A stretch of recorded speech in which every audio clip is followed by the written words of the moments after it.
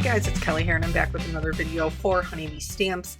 Today we are going to be doing 2 cards using a rainbow color scheme. I have pulled out the Lucky to Have You, Happy Birthday, I think it's the quilted cover plate, and then one of the first lovely layers that we ever had, which is the heart vines. And this is one I haven't used in a long time, but I think it's like an oldie but a goodie. And so I wanted to bust it out and use it because we have Valentine's Day coming up, but as you can see here, it can be used for more than just Valentine's Day. So the idea that I had was I kind of wanted to do like a tone on tone, but I wanted it to be a rainbow. And so that's why you see me making multiple backgrounds. The third panel that I'm doing is actually for the more subtle rainbow card, because we're just going to be using the outline for that. So obviously it's a Lovely Layers die, so it has like a base and then a topper. This one's pretty simple. So it has like the outline of the little heart vines and then it has a base piece.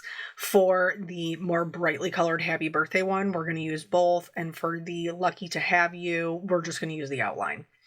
So here, I'm just trying to lay down my colors in a way that is not going to make mud. So I'm just doing my best. I'm doing my best.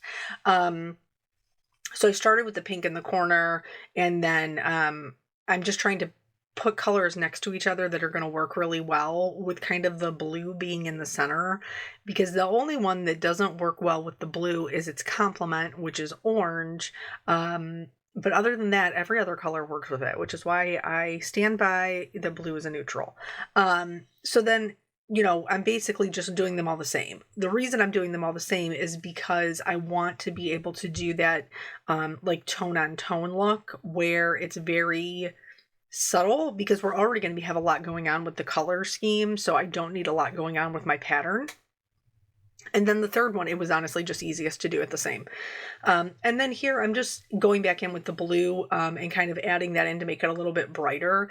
You can always go back into your previously put, colors that you laid down and brighten them up. Whatever color you put down last is what you're going to see the most of. So if you want that to be more pink forward, go back in and do the pink, or go back in and do the purple. You get what I'm saying. Then, because these are distress inks, they react with water. So I am going in and splattering. First I did with just clean water to create some interest in the background, and then I pulled in those Perfect Pearls in the color Perfect Pearl, and I am splattering those on to add some shine. Truthfully, I don't think you can really see it in the one that we cut out, but in the one where we actually kept the background, you can totally see it. So I think it's worth it.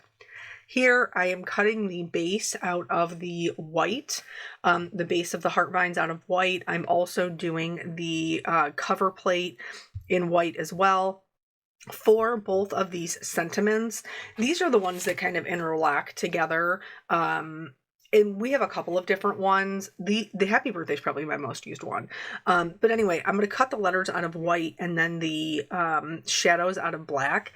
If you want something that's a little bit more subtle, you could use vellum. And then that it wouldn't be kind of as bold and is your face as both of these designs are. But I like black and white with rainbow because I like a little bit of bold contrast. So you do whatever works for you.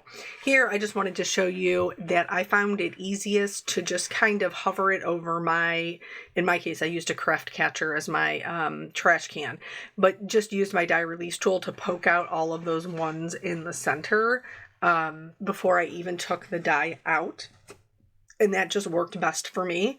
And then each time I'm just going back in, lining them up and cutting them out. For the one in the background, I did let the die hang off the sides. Like I didn't cut them as full pieces, and I was fine with that because then it looks like the pattern continues off the page. The sentiments, like I said, I just did the white on the black. That provides enough contrast. If you wanted to, you could stack them up to make them a little bit thicker, to give them like a little bit more weight, but I was fine with just using the black and white. So for this one, which is the one with really subtle kind of like rainbow florals in the background, I decided to cut them apart so that I could arrange them so it was more of a I had more control over where the vines were sitting. I knew that I wanted to do the diagonal, and the vines are made to work together in a diagonal, but I just couldn't get the placement right where it was balanced. So cutting them apart helped me do that. Never be afraid to cut your die cuts apart if that's what's going to work better for your design. And then here, lining these up, the happy birthday is in two pieces. Like there's the H, B, I, and D is one, and then the rest of it is another. I never really have a hard time lining these up at all. I just think it's like a really good, well done die cut set. And anytime I need a bold sentiment, I reach for that. And I mean, mostly the only cards I use are birthday cards. So then here for the actual layering, I'm using the white base and I'm putting the rainbow ones that we cut on top of there. And I found, like, yes, doing the glue can be a little bit tedious, because you're just doing the dots over and over again. It does go by pretty fast though, honestly. But then I tried to do it with my tweezers and I found that it was actually easier to do with my hands. So as long as you don't mind getting a little glue on your fingertips, which does rub right off, then I found it easiest to work with my hands. I would absolutely recommend doing this with a liquid adhesive versus a dry adhesive. The liquid adhesive is going to give you more wiggle room to kind of move them into the space and line them up, versus the dry adhesive, which is going to grab right away. So then you can see I'm kind of laying them down where they are, the pink's on top of the pink, the teal's on top of the teal. You get what I'm saying. And then here, I'm going to glue them down. But before I put on my sentiment, because I can't leave anything, you guys know, I can't leave anything alone, and I need to have all of the glitters. Not everybody's going to like glitters, and that's fine. You could also, like if you wanted more contrast between the background, you could, instead of doing the glitter, which is what I'm going to do here shortly, you could color these with like a marker or colored pencil and make them the same color, so like still pink, just a little bit darker, and that would also provide a tone on tone look without it creating a lot of busy pattern, which is really what I was trying to avoid here. So then once I have them down and glued into their spots, I am going to go ahead and trim off the excess. I ended up trimming my whole panel after the fact to be able to give it like a little black matte. If you know you want to use a black mat, just go ahead and trim your cardstock down to start, because even using my guillotine trimmer, I was able to trim it. Don't get me wrong, but I did have to put down quite a bit of pressure to get it done. And you and I both know the more that you kind of have to use more pressure, the higher the likelihood that there could be a mishap.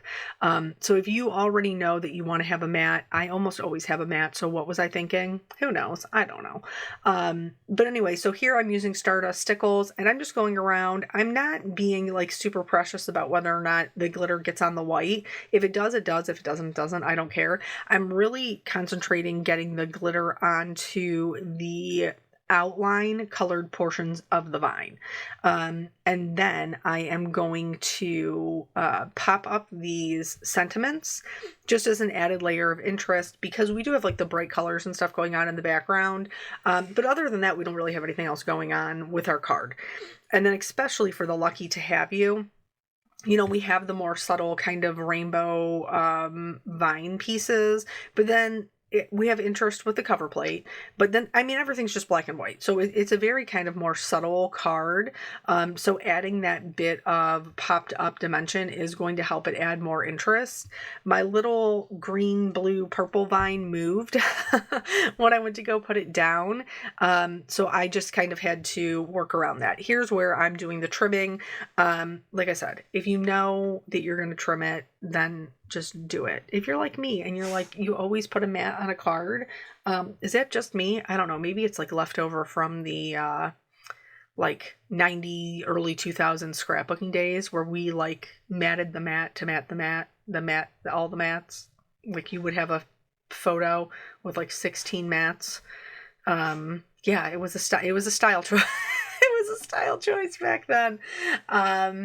So anywho, I do like the way that the black matte kind of brings in the sentiment. You could also do like black gemstones or pearls to bring in the sentiment as well. I am going to add gemstone and pearls. I just didn't add black. So of course this lucky to have you card will not get away unscathed. It will also have glitter because why? It's my card. And so I did go in and get those little bits. Obviously, doing this after the fact, you're only going to be adding glitter to just the parts that you can see. And then I did add some shimmer to the white portion. Now, be advised, if you overshoot your letters and you get it on the black background, you will be able to see it. Just letting you know. So for the lucky to have you, I used this is the Let's Party gem stack, by the way. So I used the blue on the lucky to have you. I used a light pink on the happy birthday, and I think they both came out really cute. So let me know, are you team subtle rainbow or team bright rainbow? I feel like bright rainbows are the best way to celebrate birthdays, but hey, that's just me. So anyway, thank you guys so much for joining me. I always appreciate your time, and I will catch you on the next video. Bye.